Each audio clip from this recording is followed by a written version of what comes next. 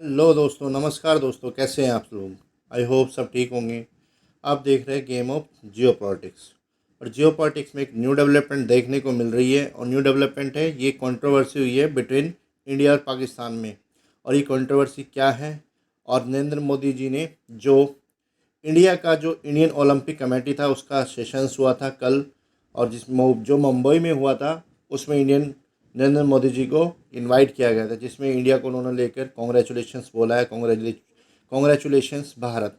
और उन्होंने कहा है कि 2036 में इंडिया बिड करेगा, चाहे किसी भी कीमत पर बिड करेगा, और कॉम्पीट करेगा इंडिया बिड के लिए 2036 में। और काफ़ी हद तक चांसेस है कि इंडिया ओलंपिक होस्ट कराए।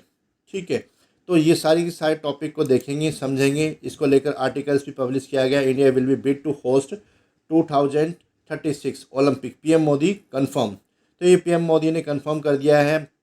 कल जो इंडियन ओलंपिक कमेटी की जो सेशंस हुआ था, जो 141 जो सेशंस हुआ था, उसमें इंडियन मोदी को, प्राइम मिनिस्टर जी को, उसमें क्या किया गया था, इनवाइट किया था। और इनवाइट करके उन्होंने इस बात को रखा, जिसमें उन्होंने जो पाकिस्तान का और इंडिया का कल मैच हुआ था उसको लेकर भी उन्होंने इंडिया की जो भारत की टीम है उसको, भारत को भी उन्होंने अप्रिशिएट किया, इंडिया की विन को अप्रिशिएट किया, और भारत को बोला कॉन्ग्रेचुलेशंस भारत।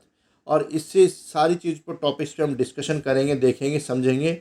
और इससे पहले हम देख लेते हैं किसके बारे में, पाकिस्तान और इंडिया के बीच में जो मैच हुआ है। जैसे कि आपको पता होगा, इंडिया और भारत के बीच में कल मैच हुआ था, जिसमें पाकिस्तान ने 191 रन बनाए थे 42.5 ओवर्स में, और इंडिया ने 192 रन बना लिए 30 ओवर के आसपास। तो आप देख सकते हैं कि कितनी बड़ी विन रही है या इंडिया के लिए, जिसमें ये हिस्ट्री क्रिएट हो गई है। कि हिस्ट्री क्रिएट क्या हो गई है, इंडिया ने जब से 1992 के बाद से 8-0 से पाकिस्तान को अभी तक एक भी मैच जीतने नहीं दिया गया।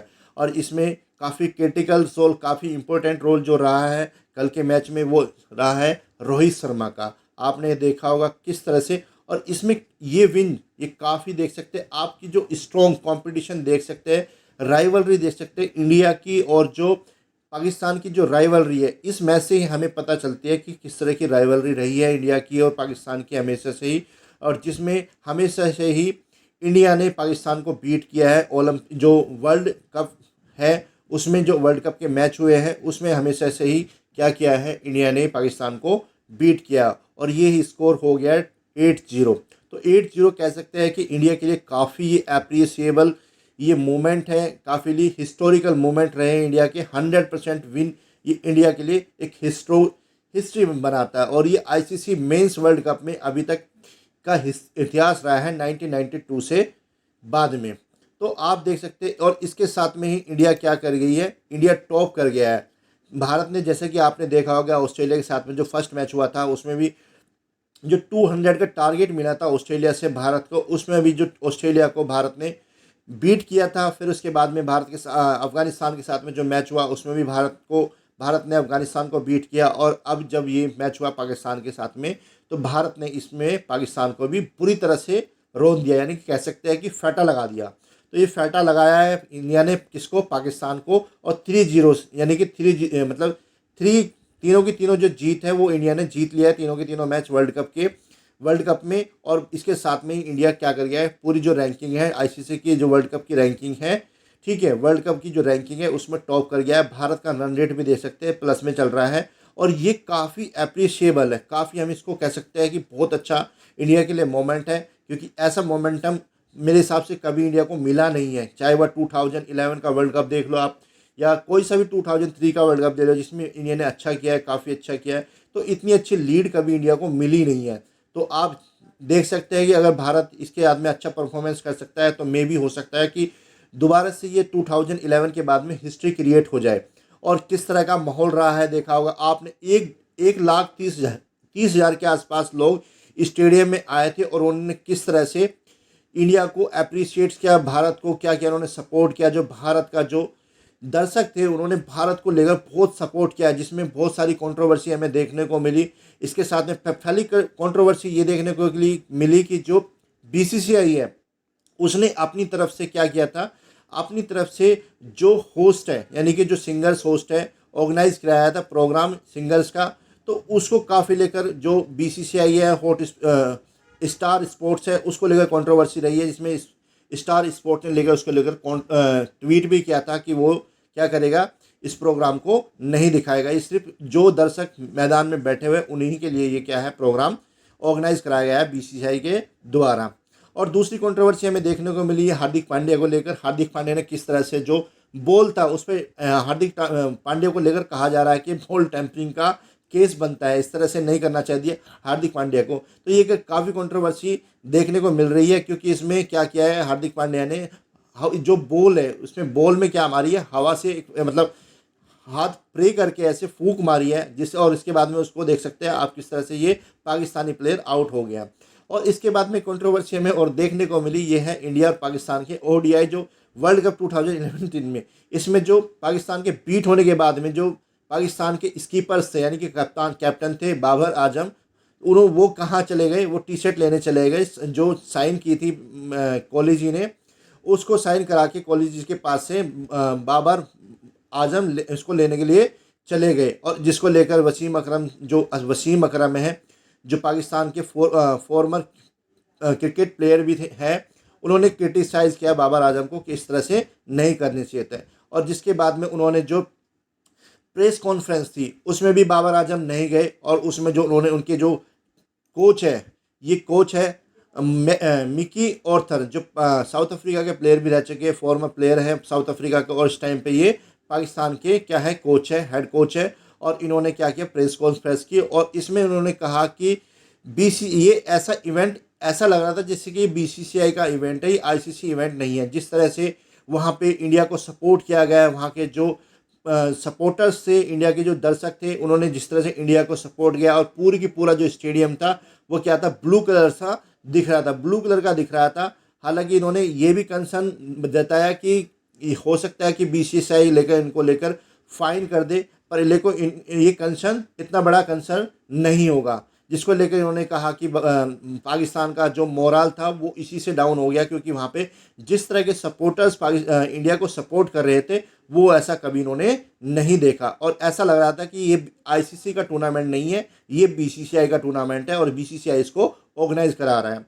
और सेकंड, इसके बाद में एक कंट्रोवर्सी और देखने को मिली, एक कंट्रोवर्सी ये देखने को मिली दोस्तों, जैसे कि आप जानते हो कि पाकिस्तान के जो मोहम्मद रिजवान है प्लेयर हैं, जो उनके प्लेयर हैं उन्होंने क्या किया था, उन्होंने जब श्रीलंका के साथ में क्या किया था, श्रीलंका के साथ में जब उन्होंने शतक बनाया था, और शतक बनाने के साथ में उन्होंने जो गाजा में जो वॉर चल रहा है इजराइल, यहाँ पे जियोपॉलिटिकल एंगल देख सकते हैं कि जो गाजा में वॉर चल रहा था, तो वॉर जब उन्होंने शतक बनाया तो उन्होंने मैन ऑफ द मैच मिला। और उन्होंने उन्होंने ये बोला कि जो इन्होंने जिसको लेकर उन्होंने ट्वीट भी किया, कि उन्होंने ट्वीट क्या किया कि ये जो गाजा में हो रहा है, this was for our brothers and sister Gaza, happy to contribute in the win.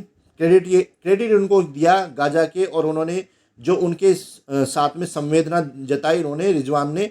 और इसको लेकर कहा जा रहा है कि मोहम्मद रिजवान पर आईसीसी क्या कर सकती है, अगेंस्ट एक्शन ले सकती है। तो ये कंट्रोवर्सी हमें देखने को मिली। और साथ ही साथ में जब भारत और पाकिस्तान का मैच हुआ था तो जो भारत के सपोर्टर्स थे, जो फैंस थे, उन्होंने जय श्री राम के नारे लगाए। तो इसको लेकर भी कंट्रोवर्सी हो रही है, लेकिन ये कंट्रोवर्सी इंडिया की है। अगर हम जियोपॉलिटिकल एंगल से देखें तो ये कंट्रोवर्सी काफ़ी इंपॉर्टेंट कंट्रोवर्सी है गाजा में, और जिसको लेकर ट्वीट भी किया है। इसके बाद में जो इंडिया और पाकिस्तान का मैच हुआ था, इंडिया और पाकिस्तान का जो मैच हुआ था उसमें कहा जा रहा था कि जो इंडिया के सपोर्टर्स थे उन्होंने इंडिया स्टैंड विद इजराइल के ये बैनर दिखाए, और जिसको लेकर जो वहाँ के डिप्लोमेट्स थे, इजराइल के डिप्लोमेट्स थे, उन्होंने थैंक यू किया, happy to Pakistan could not dedicate victory to Hamas Israel and why India wins. तो ये भारत को अप्रिशिएट्स किया कि वहाँ के जो डिप्लोमेट्स थे, भारत की जो पब्लिक है उसको अप्रिशिएट्स किया, और जिसको लेकर उन्होंने ट्वीट भी किया और काफ़ी उनको सपोर्ट दिया है। इंडिया का जो सपोर्ट है उसको थैंक्स बोला, जो वहाँ के एनवॉय थे, जो डिप्लोमेट्स थे इजराइल के, और इसकी थैंक यू उन्होंने कहा।